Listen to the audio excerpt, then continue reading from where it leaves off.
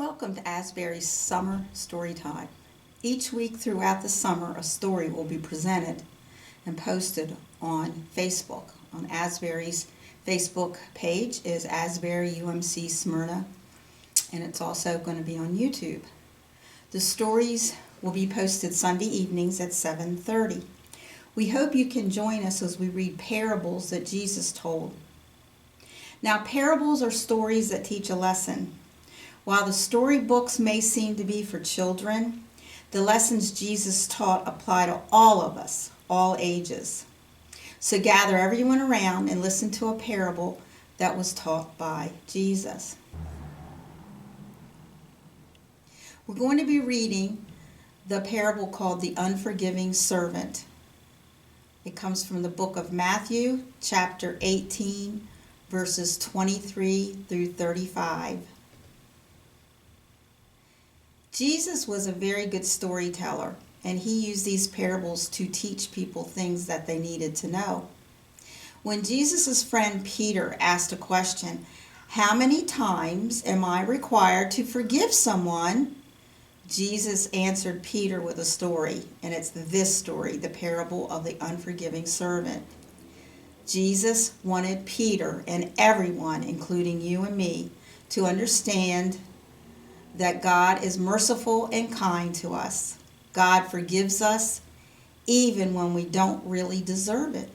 God also expects us to be merciful too. The parable of the unforgiving servant. The kindly old king was awake with the dawn. "Today is the day," said the king with a yawn. He popped out of bed, put his crown on his head, and dressed himself quickly in robes of bright red. He ran down the stairway as fast as he could and climbed on his throne made of monkey pod wood and sounded the gong, "Bring me muffins and tea, and send all my messengers in here to see me." The messengers came, and the king sent them out with orders to ride through the kingdom and shout, "Whoever owns debts to the king must repay. Be at the palace by sundown today." Before long, a crowd of 800 or more had gathered in front of the great palace door. They swarmed up the stairway and filled up the hall until there was no room to stand at all. From high on his throne, the king watched with a smile. Beside him, the treasurer sat in a pile of books. There were books on the table and chair and more on the floor, stacked up high in the air. "Now let us begin," said the king. So they did. They brought forth the money box, opened the lid. As people came forward to pay what they owed, that huge, mighty money box soon overflowed. Then up to the treasurer's table there came one servant who scarcely could utter his name. He trembled and said in a voice very low, "I haven't the money to pay what I owe." "What?"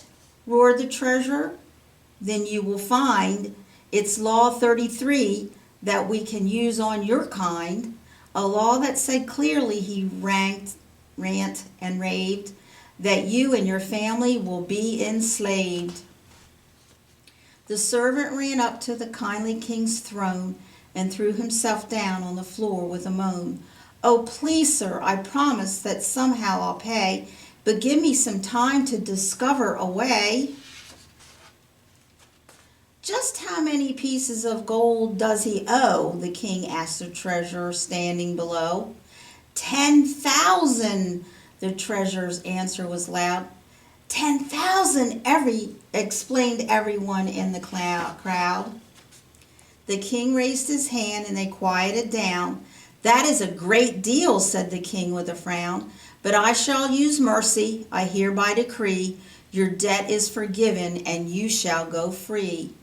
"Oh, thank you, my king," cried the servant with glee. "I'll always remember your kindness to me." His heart was so happy he wanted to sing, "What a wonderful, merciful, kindly old king." He ran from the palace with wings at his feet and almost bumped into a man on the street. "You!" cried the servant. His smile disappeared. He grabbed the poor man by the hair of his beard.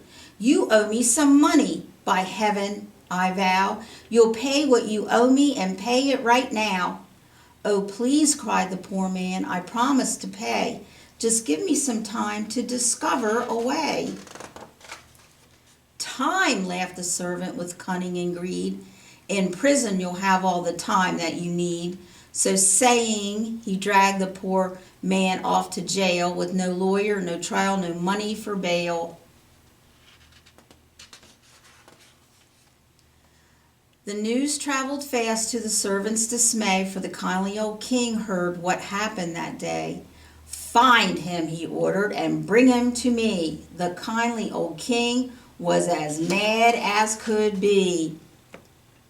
Just 10 minutes later, the sad servant stood before the great throne made of monkey pod wood.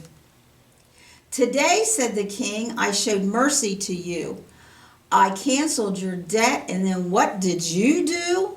You walked out of here, and the first man you met you threw into jail for not paying a debt. How shameful and wicked! Why couldn't you be as kindly as I was and let you go free? You don't deserve mercy." The servant grew pale. "I here command you to be taken to jail." To prison he went for as long as he'd live, the servant who couldn't forget and forgive.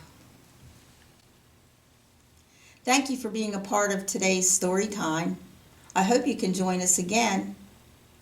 Take care.